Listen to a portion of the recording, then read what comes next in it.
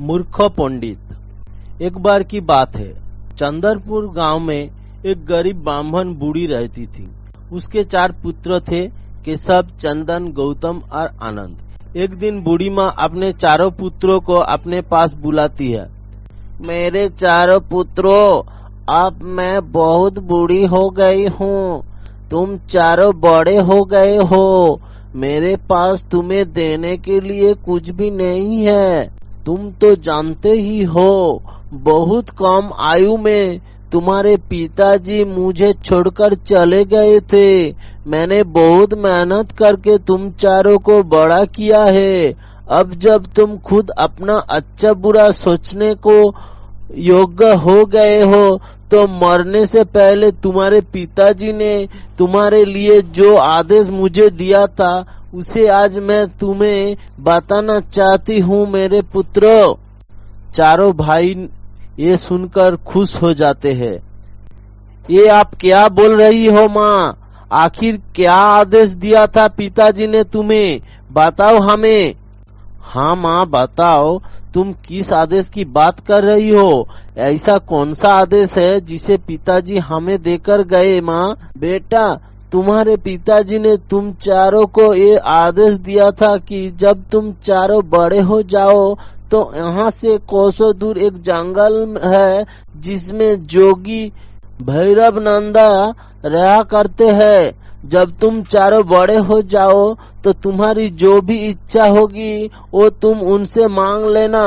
भैरव नंदा बहुत बड़े ज्ञानी महात्मा है। वो तुम्हें तुम्हारी इच्छा पूर्ति का मांग अवश्य बताएंगे। क्या सच में माँ?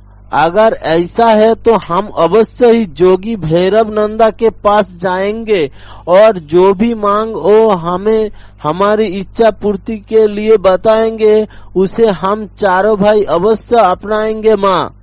हाँ माँ, हम अवश्य ही भैरव नंदा जोगी के आश्रम जाएंगे। ठीक है मेरे बच्चों, लेकिन तुम तीनों ये अवश्य ही ध्यान रहना कि तुम्हें अपना इच्छा पूर्ति के लिए अपने मन में लालच को उत्पन्न नहीं होने देना है। अगर ऐसा हुआ तो तुम्हारा मार्ग तुम्हारे लिए अभिशाप बन जाएगा और जल्दी मेरे पास लौट आना। मुझे तुम्हारा इंतजार रहेगा। ठीक है माँ, हम अपनी ये शिक्षा अवश्य ही याद रखेंगे। हम अपने मन में लालच को उत्पन्न नहीं होने देंगे। अच्छा माँ, अब हम जोगी भैरव नंदा के आश्रम की ओर चलते हैं। भाइयों, क्या सच में गुरुजी के पास दिव्य शक्तियाँ है या बस सब बातें हवा में ही है? आनंद, ऐसी बातें नहीं करते। गुरुजी तपस्वी है और वो हमारे पिताजी के भी गुरु थे। हाँ हाँ ठीक है, दिखते हैं गुरुजी को भी। आज थोड़ी दूर चलने पर उन्हें भैरव नंदा का आश्रम दिखाई पड़ा। अरे ओ देखो, ओ रहा जोगी भैरव नंदा का आश्रम। चलो उस ओर चलते हैं। तभी वो 4 आश्रम में जाते हैं। वहाँ उन्हें जोगी भैरव नंदा ईश्वर के ध्यान में मग्न आश्रम के बाहर बैठे दिखते हैं। प्रणाम गुरुजी, अपनी आंखें खोलिए। हम बहुत दूर से आपसे भेंट करने आए हैं। हमें हमारी माता ने आपके पास भेजा है। आंखें खोलिए गुरुजी। क्या बात है बालकों, आखिर कौन हो तुम और कौन है तुम्हारी माता जिसने तुम्हें हमारे पास भेजा है? हम ब्राह्मण विश्वनाथ के पुत्र हैं गुरुजी। हमें हमारी माता ने आपके पास अपनी इच्छा की पूर्ति के लिए भेजा है। हमारे पिता ने इस संसार को त्याग करने से पहले हमारे लिए एक आदेश दिया था कि जब हम 4 बड़े हो जाएंगे तो अपनी इच्छा पूर्ति के लिए आपके पास चले जाए। अच्छा, तो तुम विश्वनाथ के पुत्र हो। अब मैं सब समझ गया हूँ। तुम्हारा पिता मेरा बहुत ही प्रिय शिष्य था। एक दिन उसने मुझसे एक वरदान मांगा कि भविष्य में जब मेरे 4 पुत्र तुम्हारे पास आएंगे तो जो भी उनकी इच्छा होगी वो मैं अवश्य ही पूरी करूँगा। बताओ तुम्हारी क्या इच्छा है? मैं अवश्य ही तुम्हारी इच्छा पूर्ति में सहायता करूँगा। गुरुजी, ऐसे तो हमारी कुछ महत्वपूर्ण इच्छा नहीं है, लेकिन हम चाहते हैं जो भी आप हमें अपने आशीर्वाद के रूप में दे देंगे उसे ही हम अपनी इच्छा और आपका उपहार समझ लेंगे। नंदा जोगी ने बात सुनकर बहुत खुश हो जाता है। हे विश्वनाथ के पुत्रों, बहुत ही उत्तम विचार है तुम्हारे। तुम भी अपने पिता की तरह ज्ञानी और बुद्धिमान हो। मैं तुमसे बहुत खुश हुआ। तुम यहीं रुको, मैं अभी आता हूँ पुत्रों। अरे ये क्या बोल दिया भैया ने। ये भैरव नंदा जोगी तो हमें बहुत कुछ दे सकता है, लेकिन लगता है भैया की बुद्धि पर तो पत्थर ही पड़ गए हैं। अब ना जाने ये जोगी हमें क्या ही उपहार दे देगा, और जो देगा वो हमारे काम का होगा भी या नहीं, भगवान जाने। मुझे मौका मिलता तो मैं इतना धन दौलत मांगता कि 7 पुरुषों आराम से खाती। हाँ। जिसके बाद भैरव नंदा अपने आश्रम की कुटिया में जाता है और 4 जमीन खोदने वाली कुदाल लेकर आता है और चारों को एक एक कुदाल दे देता है। ये देखकर चारों बहुत हैरान हो जाता है। गुरुजी, इस कुदाल का भला हम क्या करेंगे? क्या ये हमारे किसी कार्यों में उपयोग में लाई जा सकती है गुरुजी? हाँ गुरुजी, भला एक कुदाल हमारे किस काम की? इस कुदाल का भला हम क्या करेंगे? ये कुदाल ही मेरा तुम्हारे लिए उपहार है पुत्रों। इसके द्वारा ही तुम्हें मेरे द्वारा दिए गए उपहार प्राप्त होंगे। तुम आगे जंगल में जाकर जिस भी स्थान में इस कुदाल को जिस भी जमीन पर चलाएंगे वही तुम्हें तुम्हारा उपहार मिल जाएंगे।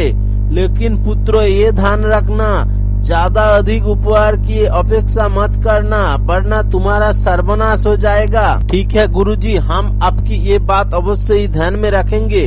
हम किसी भी लालच अधिक उपहार की अपेक्षा नहीं करेंगे। जिसके बाद वहाँ चारों अपनी अपनी कुदाल लेकर जंगल की ओर निकल पड़ता है। मुझे लगता है हमें इस कुदाल से यहीं खोदना शुरू कर देना चाहिए। शायद गुरुजी के दिए उपहार हमें यही इसी जमीन के अंदर मिलेंगे। हाँ भैया, आप बिल्कुल सत्य कह रहे हैं। हमें यही गुरुजी की दी कुदाल से खुदाई शुरू कर देना चाहिए। मेरा मन तो अंदर ही अंदर प्रसन्न हुए जा रहा है उपहार पाने के लिए। चलो चलो जल्दी करो। तभी वो चारों अपनी अपनी कुदाल से जमीन को खोदना शुरू कर देते हैं। जब सब कुदाल से जमीन खोदता है तो उसे अचानक से बहुत सारे तांबे के कुछ सुंदर बर्तन दिखाई पड़ते हैं। अरे वाह वाह, ये तो बहुत ही सुंदर तांबे के बर्तन है। इन्हें तो मैं माँ को जाकर दूंगा। बेचारी मिट्टी के बर्तन में खाना बनाती है, जो कि अब पूरी तरह से टूट चुके हैं। मुझे मेरा उपहार मिल गया है भाइयों, देखो। हाँ केशव भैया, ये तांबे की बर्तन तो कितने सुंदर और चमकदार है। वाह वाह वाह, बहुत सुंदर। वाकई तुम्हारा उपहार तो बहुत सुंदर है। अरे भला ये भी कोई उपहार हुआ? ये मामूली से तांबे के बर्तन है। तभी गौतम अपनी कुदाल से जमीन खोद ही रहा होता है कि उसे चमकता हुआ एक सोने का हार दिखता है। अरे ये देखिए भैया, देखिए देखिए, मुझे भी अपना उपहार मिल गया है। देखिए ये कितना सुंदर सोने का हार है। मैं इसे माँ को दूंगा। माँ कितनी खुश हो जाएगी। माँ कितनी खुश हो जाएगी ना इस सुंदर हार को देखकर। अरे हाँ, ये तो सच में बहुत सुंदर हार है। सच में माँ इसे देखकर बहुत खुश होगी। फिर चंदन अपने कुदाल से जमीन खोदने लगता है। तभी उसे एक पोटली दिखता है। अरे ये कैसी पोटली है? अरे भाइयों देखो देखो, मुझे अपना उपहार मिल गया है। ये देखिए, इस पोटली में कितने सारे सोने चांदी के सिक्के हैं। वाह, इन सिक्कों की मदद से मैं माँ के लिए एक सुंदर सी पक्की ईंट वाली झोपड़ी बनाऊंगा। हाँ, जिसमें बरसात में पानी भी नहीं टपकेगा। हाँ, मुझे मेरा उपहार मिल गया। भगवान तेरा शुक्र है। अरे वाह चंदन, सच में ये तो बहुत सारे सोने चांदी के सिक्के हैं। इसमें जो तुम चाहते हो वो अवश्य ही हो जाएगा। हाँ, अरे इन तीनों को तो इतना कुछ मिल गया, ना जाने उस जोगी भैरव नंदा ने उपहार में मेरे लिए क्या सोचा होगा। काफी देर से कुदाल से ये जमीन खोद रहा हूँ, अभी तक तो कुछ भी हाथ नहीं लगा है। तभी कुदाल चलाते हुए जमीन के अंदर से बहुत तेज रोशनी आती दिखती है। वो देखता है कि बहुत सारे हीरे चमक रहे हैं। ये देखकर वो हैरान रह जाता है। अरे भाइयों, ये देखो, मुझे भी मेरा उपहार मिल गया है। देखो देखो, ये हीरे कितने चमकदार है। अरे वाह आनंद, सच में तुम्हारा उपहार तो हम तीनों में से सबसे उत्तम है और अनमोल है। माँ ये सब उपहार देखकर बहुत खुश हो जाएगा। हाँ, अच्छा चलो अब हमें घर चलना चाहिए। अरे नहीं नहीं भैया, मुझे अपने इस कुदाल से जमीन खोदनी चाहिए। क्या पता इन हीरो से भी अधिक अनमोल वस्तु मुझे मिल जाए। नहीं नहीं, इन हीरो से क्या होगा, ये तो बहुत ही कम है। आप लोग जाइए, मैं और अधिक अनमोल वस्तु लेकर घर आ जाऊंगा। हाँ।